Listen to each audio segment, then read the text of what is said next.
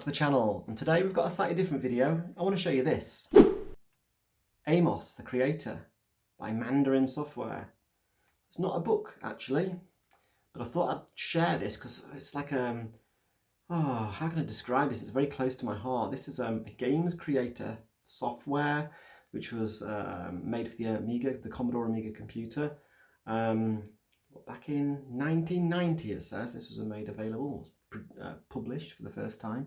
And I spent a lot of time when I was like about 15 or 16 I think, sitting in my room basically trying to make games using this particular piece of software. So it allowed you to create your own games, which was a very fulfilling and liberating experience. Now the games you made, they weren't quite as good as the ones obviously that you bought, but you tried your hardest to make them as good as you could. And it was really good fun building them and then testing them. And there was always the option that you could sort of make them available as public domain as well, if you thought they were good enough and if they passed the tests or the quality standards. So let's have a look inside this box. This could be quite emotional for me actually. And I should just say I've not looked at this since, God knows when, a long time ago. The late 90s probably. Let's see. So it's lift the top off. So we've got this user guide. Have a look at that in a minute. That's the main thing I have to add. The main area of interest. Put that to the side.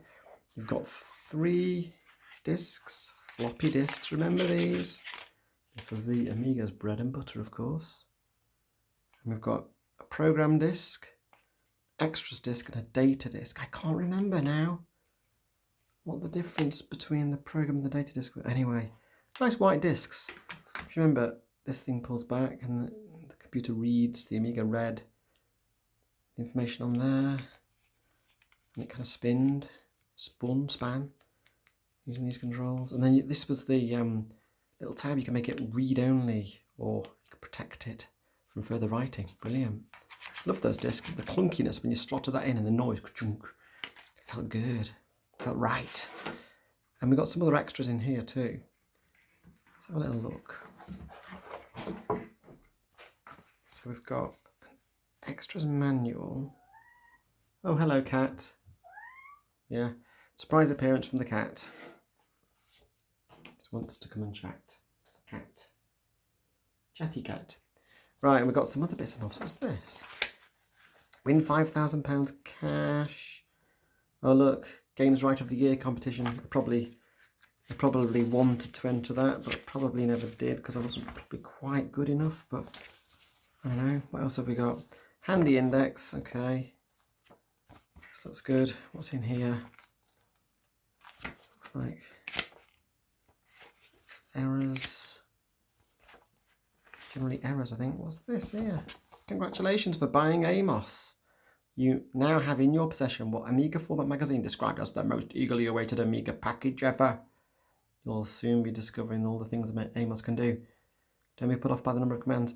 Yeah, I wasn't put off. I loved it. I loved learning to program. I already had a little bit of programming knowledge prior to this, but this helped me boost it further. And of course, you're also handling all of the sprite graphics and all that sort of music as well.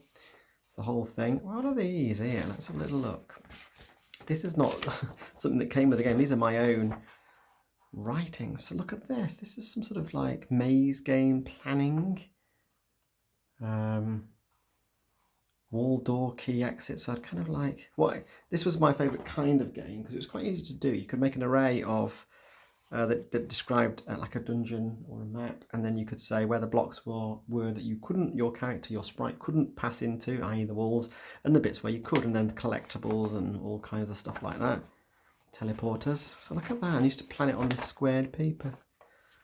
Don't know what this is. Again, this is something I've been doing. Screen 0, screen 1, screen 2. Here's some sort of loop. Position and laps. Looks like maybe I was making some sort of racing game. Looks like a track maybe. Clear old road. Yeah, look, I don't know. I was trying to do some sort of road going into the horizon. Don't remember that, but as I say, it was a long time ago. Let's have a look in the actual book. AMOS the Creator User Guide by Francois Lyonnais. Yeah. Programmed by Francois Lyonnais, his clever ideas and inspirational work has produced what we feel to be a bond by. Yeah, anyway, yes, here's the contents. Look, lots of stuff. What have we got? Getting started, the editor. Oh yeah, the editor window. Oh, I'd love to have a go on it again. Basic principles, programming principles, string functions, yeah, graphics. So it had its own sprite editor built into it, I seem to remember. Control, structure, error handling, text and windows, maths commands, screens, hardware sprites, yeah, object control, glitter, all stuff that some of which rings bells and some of it's just a bit gobbledygook to me these days. Sound and music. I used to love writing music, so that was not a problem for me. That was almost my favourite bit, really. Introduction. So anyway, let's not, I mean, this is not the sort of book that you want to spend too much time on because it's a very wordy, very texty, but it's basically served as a reference manual for the programming language that AMOS used. So what's this? What have we got here? Ooh, again, more interesting clues. Looks like I've got some sort of character attributes and character types, like some sort of role-playing game, perhaps that was planning. I don't know. Speed, intelligence, fight, hit points, etc. Isn't that interesting? I mean, I must have written that in the sort of 90s sometime, early 90s, mid 90s. So there we go. That is the manual. As you can see, it was well thumbed through. This was almost like a little bit of a Bible to me for some time, and I would go dipping in and out for reminders on syntax, etc. Wow, there we go. I loved this AMOS, I really did. Spent a long time with it in my room. Should have been probably trying to find out if there were any girls who were interested in me, but I wasn't because I was too busy trying to write computer games. But it did serve me well because I did go into the computer industry after that later on and worked for 3 games companies. Anyway, there we go. There's AMOS the Creator. What a blast from the past.